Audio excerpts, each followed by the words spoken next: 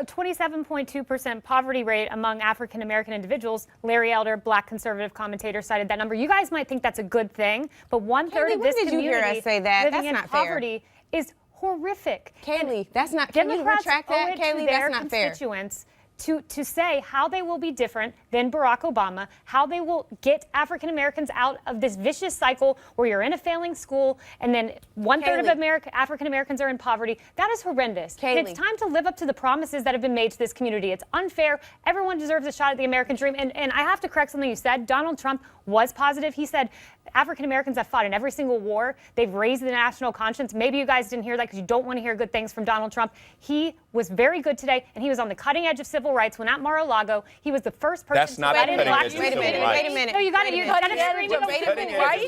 This is what everyone does. Civil rights in Mar-a-Lago. Don't go together. Kayleigh, time out. Let me finish what I was saying. Kayleigh, but I need you to retract what you said. I know you don't want me to get this fact out there.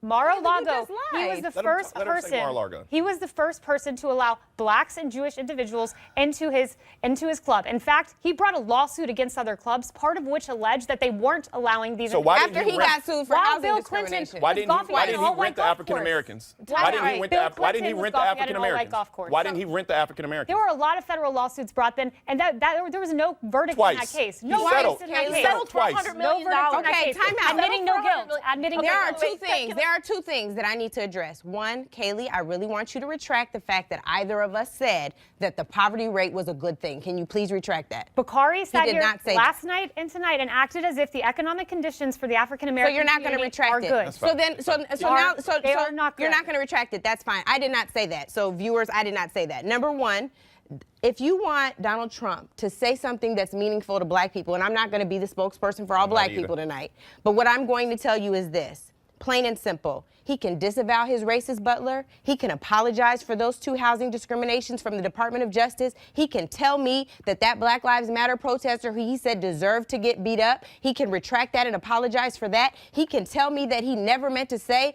those legal fees of that guy that punched that black man in the face at his rally should have happened. He can apologize for the Indian man that was thrown out of his rally today. He can apologize to the Central Park 5 for taking out that full-page ad. I'm not done. I'm just getting started, and I haven't even got to last July. My only point to you is this.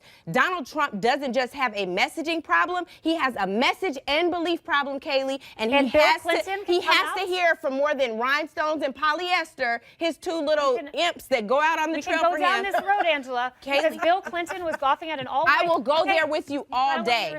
Do you guys ever notice that every single time the CNN commentators have a guest on that are conservative, the minute the conservatives start to prove their point or raise something that they don't show on CNN, like a situation or something happened that they do not cover on CNN, the commentators just start to talk over you, get loud, start screaming, just try to censor and shut you up. But Kayleigh, she was so strong. She held her tone. She kept talking loud through those commentators, getting her point across, and that was amazing to see her do that.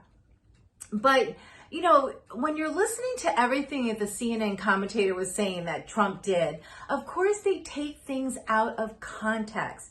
And when they take it out of context, that's when they start to show liberals, because this is what they're covering on their channel, that Trump's a racist and a bad person. If they were to tell the truth and show the truth, the liberals would start to understand that Trump is not a bad person.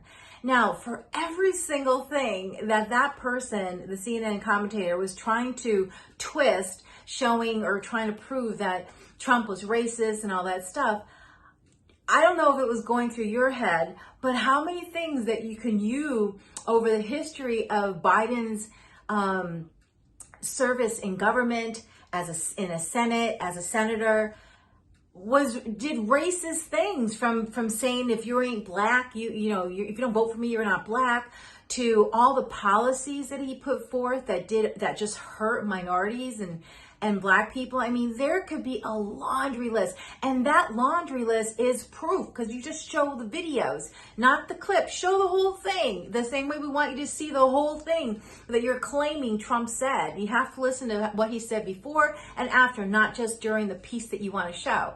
When you show everything from Biden, you can see how racist he really is.